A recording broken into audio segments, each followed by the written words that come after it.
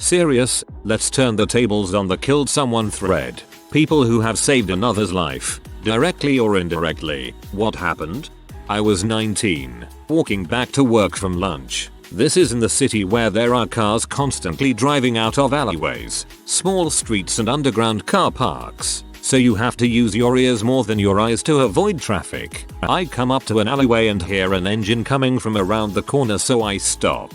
Behind me, a woman yells Jake and this kid starts running for whatever dumb reason kids do things. As he tries to bolt past me, I grab him by the scruff of the neck and yank him backwards. Not a single thought went through my head. It was just raw reaction. In the same second a 4WD comes roaring out of the alleyway. Driver was on his phone and didn't even notice. Truth be told, I didn't really process what had happened. I was still holding this kid, nearly lifting him off the ground by the back of his neck. I let go, looked at him and vaguely said sorry mate, then just kept walking. I heard the mother crying and wailed something like if that man hadn't been there, and realized two things. Oh crap.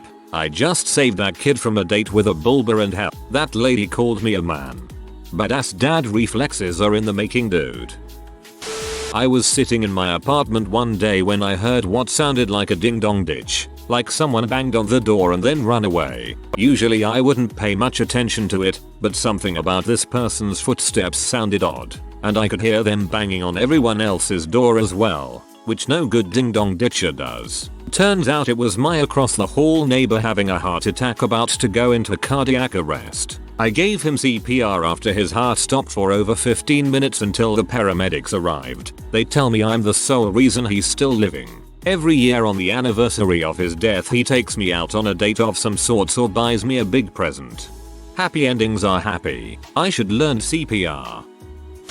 My dad was supposed to go out of state to help his friend after a hip replacement. My dad hadn't been out of town in over 10 years and is a major hermit, so it was a big deal. I promised to watch his cat while he was gone. The day he was supposed to leave I didn't get an okay. I'm headed out. Thanks for watching. Fluffy call or email. So I was slightly worried as this was very unlike him. This was also one of the days where I worked both of my jobs back to back. So after working from 7 AM to 10 PM I was absolutely exhausted and knew the cat would, but something inside me made me drive over there anyway. I got inside and the place was a disaster and hot as heck and the cat hadn't had food or water in days. I noticed a foul smell and walked down the hall toward my dad's bedroom and discovered him laying naked in his bed and there was blood everywhere. All over his bed, the floor, the bathroom. He had apparently been bleeding out from a severe undiagnosed medical problem and lost so much blood that he kept falling and hitting his head and therefore gashing it open and losing more blood. I called 911 and the paramedics rushed over and they said that if I had waited even 2 more hours he would not have made it. It is harrowing to think that I had 95% decided on feeding that dang cat the next morning. Hey, what matters is that you went there anyway and you did the right thing. I didn't save anyone's life, but my training instructor, the Air Force equivalent of a drill sergeant, saved mine. In basic training, the amount of time you have to eat is very limited. You're always tired, and you're always hungry. When you're eating, you continuously see tables ahead of you getting up and leaving one at a time. The closer the leaving tables are getting to you, the less time you have to eat. So you're just cramming as much as possible. I was just about to start finishing up my french fries when I realized I could no longer breathe. I was kind of an idiot, in that rather than immediately indicating to someone that I was choking, I tried to take a sip of water to push the food down my throat. The water went halfway down my throat, didn't push the food through, and ended up coming back out. It probably looked like I was vomiting, but it was just the water that had no place to go coming back out. The guy sitting next to me gave me a disgusted look when this happened, and I just started frantically pointing at my throat. I guess he saw the fear in my eyes that was then returned in his eyes as understanding dawned on him. He just said the word choking and I nodded yes as fast as I could, as he yelled for a training instructor, my TI. This man who had been making my life a living heck for the last 3 weeks literally jumped over the staff table he was at, sprinted over to me, and began giving me the Heimlich maneuver. This dude had me breathing again after 2 pumps, for lack of a better term. He really knew what he was doing. Apparently it's not a very rare thing for trainees to choke on their food, as everyone's so desperate to eat as much as they can, as quickly as they can. He made sure I was okay, and oddly enough the thing that stuck out to me is that he was treating me like a person, not like a trainee in basic training. That didn't last long. All in all it lasted about 10-15 seconds total, but those moments were absolutely terrifying. Props to my staff sergeant for saving me. He made my life heck, then he saved it. I'm always so interested when I hear about the hard butt drill sergeants acting like humans. It's like I'm reminded for a moment that they go home like the rest of us after it all. They have families, people they care about, and morals. It's just so awesome, for lack of a better word, that he came to your rescue like that. I was 13 walking to school, and I could hear a weak thudding noise, just once every few seconds. I went up to where the noise came from. A solid wood door, opened the mail slot and peeked through. A woman in her early 30s was sat on the floor raising one arm weakly and banging on the door. She was crying and I could see poop on the floor. I talked to her and figured out that she'd accidentally locked herself in her porch. The door to her porch was automatically locked if it was shut and she slammed it shut by accident without her keys or phone or anything. She'd been in there a couple of days and because the door had no glass panes and she lived alone no one could see her. I phoned 999 and passed my packed lunch through the mail slot to her. As the ambulance arrived she'd finished my entire lunch and was crying. I heard from her a few weeks later that when she got to hospital she was put on all kinds of drips and stuff because she was diabetic and was literally minutes from a diabetic coma when I got to her and gave her my lunch. I still think about her a lot. I wonder how she is. Well done. My mum is diabetic and this type of stuff always worries me when she's on her own. I don't know if he would have died without my help, but it could have turned ugly quickly. So I'm on a pontoon boat with my wife and 4 other couples. We're on a lake, 30 feet deep water below, approximately 100 meters from the shore. We've all had a few beers already. The other 4 guys all grab a beer, jump in, and start swimming toward the shore. I think, what the heck, and do the same. I'm not a very strong swimmer, but I manage. 3 of the 4 other guys are ashore. One guy, we'll call him Sam, is halfway, and I'm about 5-10 meters away from him. I've just realized that maybe I should have grabbed a life jacket, cause I'm not doing so well. Oh well, let's not panic. I tell myself, just keep going slow and steady. All of a sudden, I hear Sam, somewhat quietly, saying help, help, and he's stiff as a board, struggling to stay afloat. So I muster up all of my reserves, swim to him, and then, slowly, swim him far enough to get to the other guys who were on their way from the shore. He was a very strong swimmer, but he had a cramp and it locked him up. Once we all caught our breath, we realized that Sam was still holding his beer. We all had a good laugh and partied for the rest of the day. TLDR. I saved a guy who was having a cramp while swimming, and he held onto his beer the whole time. I'll hold my beer. Driving home from work about midnight saw a homeless guy in the cold without a blanket. I went to the gas station and got some coffee, water, burger, trail mix and a couple other snacks and $20. Talked to him for about 3-4 hours. He was planning on suicide by OD but I took up his time and his drug dealer never showed up. I see him every now and then and he's doing better. He's working part-time. Still homeless but apparently stays at a motel about 3 days a week and is getting clean still. Last time I talked to him he was a month sober. This doesn't make up for all those clowns.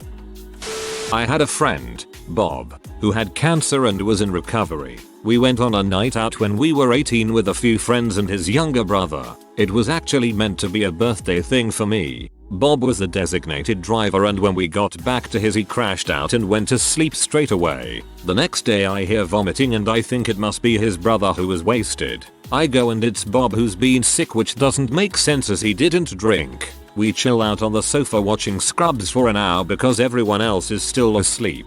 And Scrubs is cool. I go to get drinks and that's when I see it. A pinprick rash on his neck. I, being the paranoid person I am, go and grab a glass and do a glass check on the rash. At this point I'm pretty sure he has meningitis. Check his feet. Hands act. He's making weak butt jokes about if I wanna touch him up I don't need an excuse. But the rash seems to be spreading everywhere. In the end I ignore his protests and get his mum.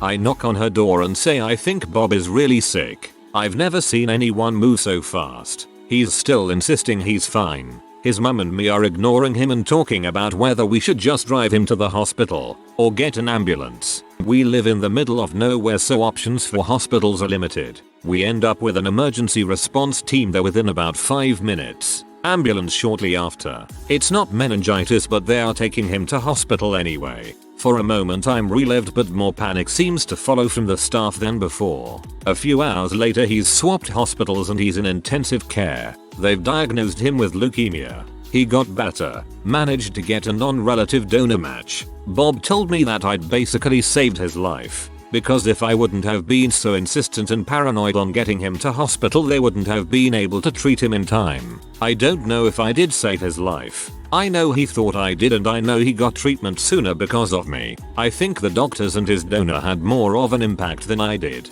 The heartbreaking update on this is that he died anyway a few years later.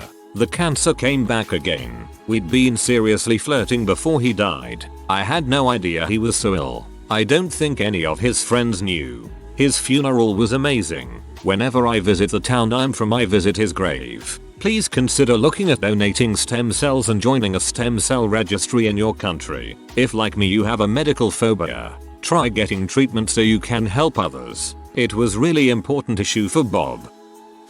Working in a pub, regular came in already drunk and high, so I told him to go home and sleep it off. 5 minutes later a couple comes in and says there's a man outside on the floor, so I go out to shove him in a taxi. Turns out on the floor means bleeding from the head, throwing up, and seizing, and his very drunk friend is trying to lay him on his back to have a rest. So I told one guy to get an ambulance and someone to get me water and a towel and start trying to clear this guy's airway. Meanwhile his friend is shoving me going stop hassling him man, just let him chill out. Got someone to grab his mate and get him out of the way, got him breathing properly and in recovery, and the ambulance showed up and carted him off. He came in the next week to buy me a beer and said he'd had a bad batch. He didn't specify of what. There were many options. While all this was going on, my boss is standing around like a spare prick. He said afterwards he was surprised how calm I was. Thing is, I've done first aid training a bunch of times, and the thing they emphasized is someone has to step forward because otherwise you'll get a dozen nice, well,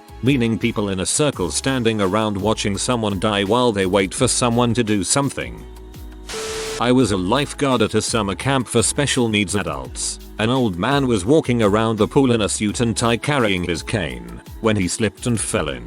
I dragged him out, and as soon as he got his breath back he started yelling at me, "My cane, my cane, you forgot my cane." Maybe I've saved 0 lives, maybe thousands. As a bartender I've taken so many car keys from people about to get out and drive away after drinking. As someone who lost a cousin who died in a drunk driving accident, may I just say I wish someone had taken his car keys that night. My cousin ended up crashing his car into a Jeep. Once it hit, the car flipped over instantly killing him and his best friend. I posted this before but ironically a school bully saved my life and led me weeks later to be diagnosed with a really bad eye problem. Waiting for the shuttle at school and I was standing at line behind the crosswalk. I looked both ways when I crossed but somehow I didn't see a whole van coming straight at me. Felt a hard yank from behind. It was my school bully. He barely got me out of harm's way just as the van passed angrily honking. He barely got me out of the way in time. In fact, he yanked and grabbed me by the waist and we sort of fell backwards. My bully called me stupid for trying to die on him and other stuff. He asked me if I was blind but I was too much in shock to respond. I went to the docs shortly after and after several tests, they realized my peripheral vision was going bad, and I have a bigger than normal blind spot. This explained a lot for me because I was suffering from dizziness, bumping into things I can't see, etc. I still have the vision problems and have adjusted to living with it. It's scary when I back up on my car. I have to back up super slow and keep checking mirrors back my vision can't see much. I hate to say but I'm thankful for my bully saving my life.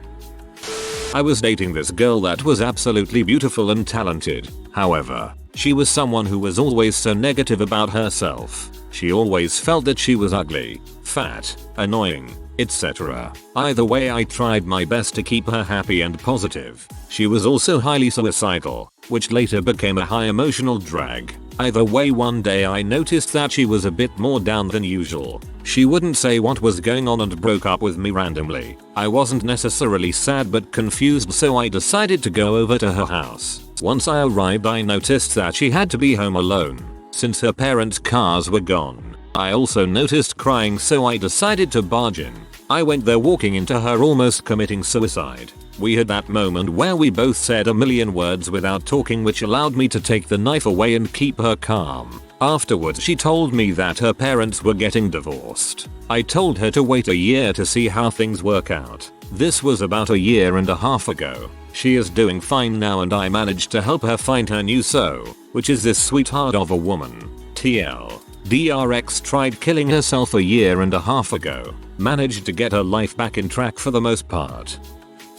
Back when I was 14 in my punk days, I was at a house party in the middle of nowhere in rural Wales. This party was pretty rough. I remember a point in the evening where people were doing vodka shots through their eyeballs. Someone I knew, Butters, got blackout drunk and passed out in the hallway. I was in a sleeping bag in the next room attempting to sleep as I was so sick of this god-awful party, and I hear Butters starting to retch. I look up and he is flat on his back. Not a great position to be in, so I go to get up and help him. The host of the party, a complete B in hindsight, was annoyed with him for getting so drunk and told me to just leave him. I was like, no, he will literally die. So I got up out of my sleeping bag in my underwear and some cocksnut was like, nice butt at me. I was super pee off by everyone being so unhelpful. I cleared Butters' airway and put him in the recovery position and kept an eye on him for a couple hours in my sleeping bag. The next morning he woke me up with a cup of tea and some toast and big ol' thank you.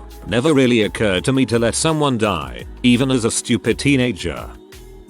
I was in Disneyland, noticed as someone was choking and a family member was performing the Heimlich. The family member did not have the strength or correct hand placement, and was kinda just making it worse. So I moved her out of the way and the person puked up the lodge food after about 3 tries. I slipped into the crowd like nothing happened. I was shaking for rest of the day. In elementary school I remember having the Heimlich maneuver drilled into our heads, practiced, etc. I have never once seen a real life scenario, in person, myself, where it would be necessary to use it. I probably would have slipped into the crowd afterwards as well. Something about hanging around immediately after a bad situation is awkward to me. A year or two ago my nephew was in his grandparents' swimming pool, playing on a large concrete step for kids. He didn't know how to swim, but he was told and understood to stay on the step only. Just in case, I made sure my phone was out of my pocket and stood nearby, like any responsible adult. Lo and behold, within 5 minutes I see him about a meter away from the step, treading water terribly. His mouth can't get above the water line and he has this oh crap look in his eyes. So I jump in the water and lift him out and he's fine. His parents made a couple of appreciative jokes about me saving his life, but they're still not very safety conscious people. You're a great person who deserved more thanks than you got. Thanks for thinking ahead, being prepared, and then also of course for saving your nephew. Me and a friend were walking on a street to go get something to eat. He started crossing a road and a car that was going too fast to stop came and I shouted and pulled him off the road. Creepy thing is, he had recently just done the same to someone else. I was sitting on the edge of a wharf in Auckland with my GF and this young toddler barely 3 waddles out towards the water near where we were sitting. I jumped up onto my feet, dropping my lunch, and swept forward, thrusting my arm out in front of the child before he could fall. At the time I was pretty freaking furious with the mother, who seemed to be just strolling along slowly, out of reach of the kid. When I gave her the lil guy, she just grabbed him and continued walking and didn't even acknowledge that her fully clothed infant could have fallen 15 meters into the South Pacific Sea. I've seen too many accidents near on the water to brush off people not wearing life jackets or being too complacent.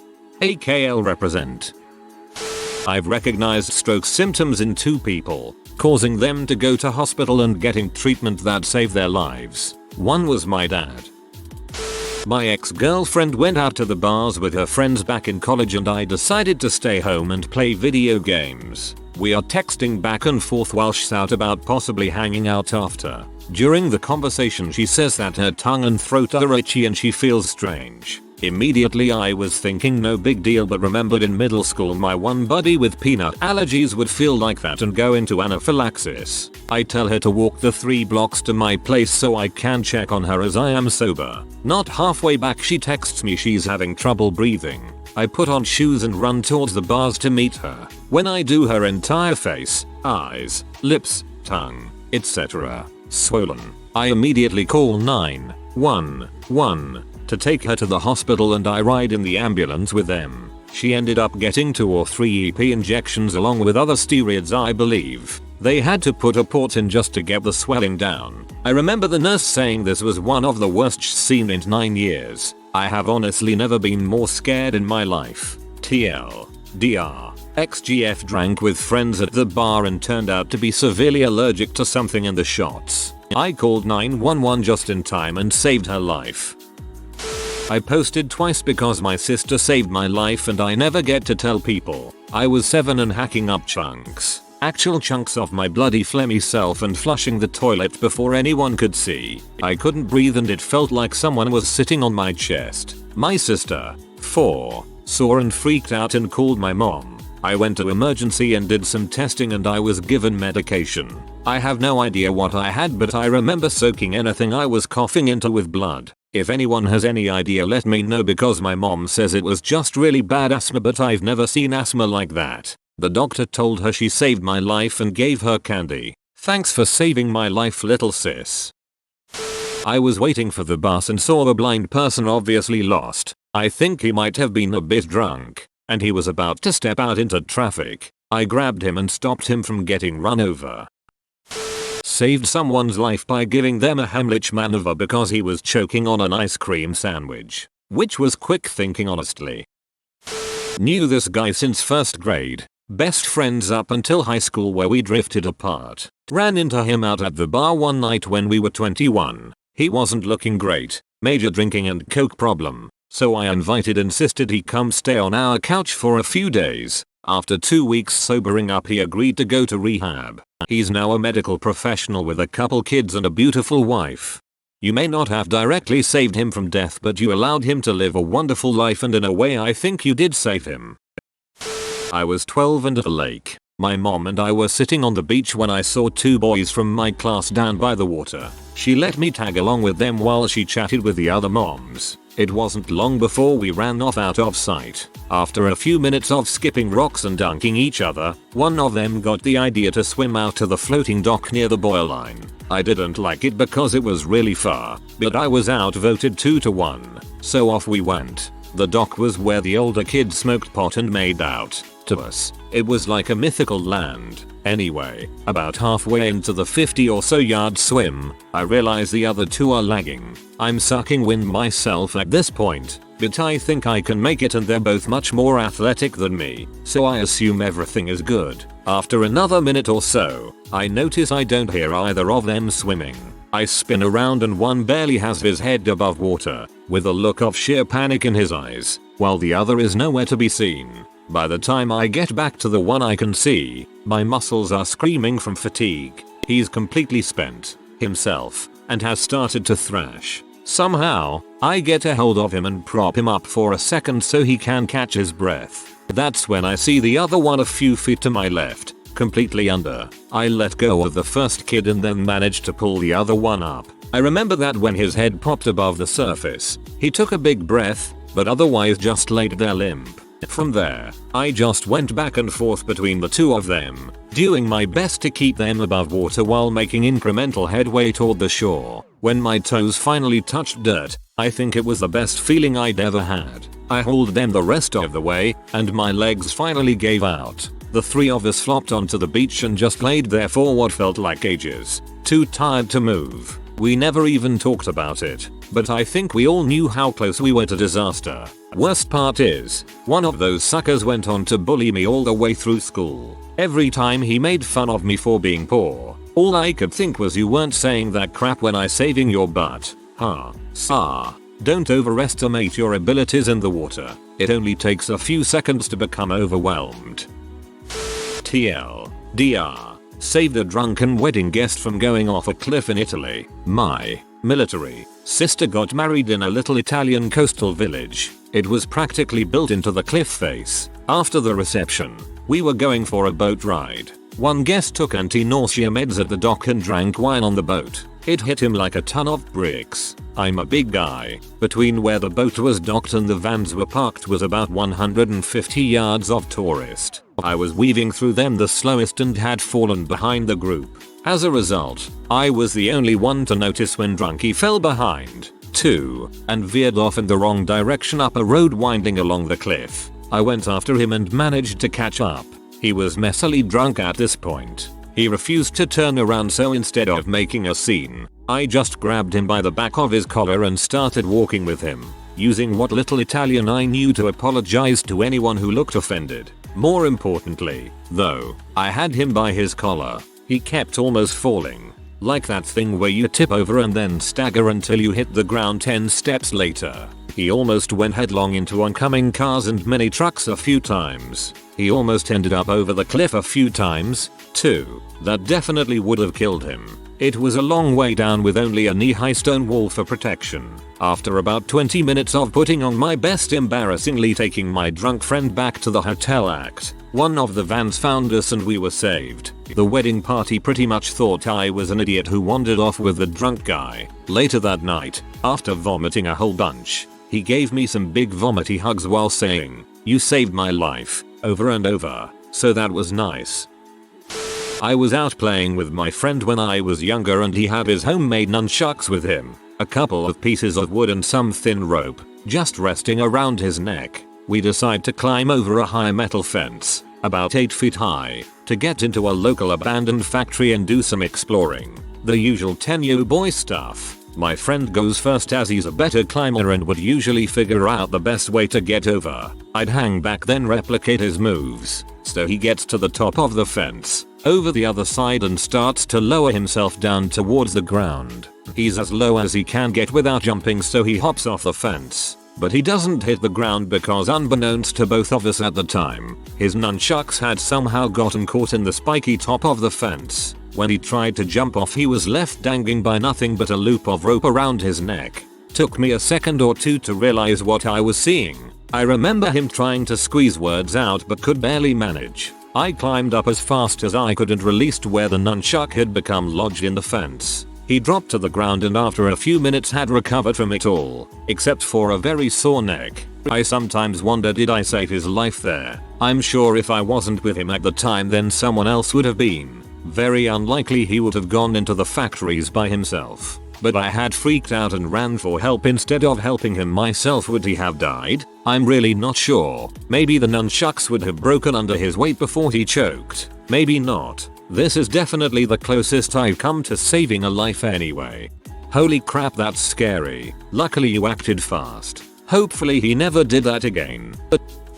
I was in a diner in a rough city after going to an illegal casino. Totally out of the norm for me. But I was hanging out with a friend who partied with those people. Everyone else was drunk and under the influence of substances. A woman, a stranger, with 3 other people, in the booth behind mine was choking on a bagel. No one noticed. I got on my knees with my front over the backrest of the booth and did the Heimlich maneuver on her. A bagel flew out of her mouth. She was stunned. I saw her gasp for air, take a breath, and she made eye contact with me. I then just turned around and sat back in my seat. I don't think anyone else noticed. I never said anything about it to anyone. I just carried on with my meal.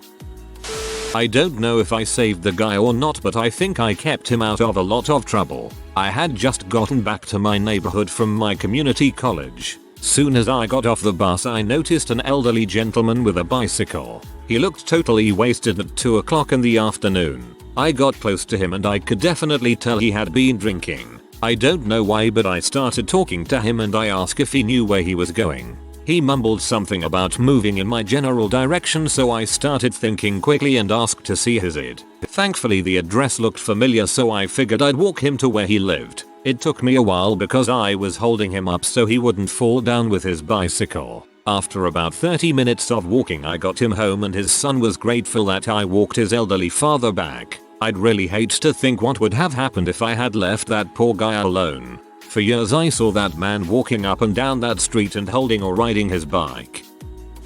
If you are new to the channel, you can subscribe. I publish new videos every day. Until then, check another video.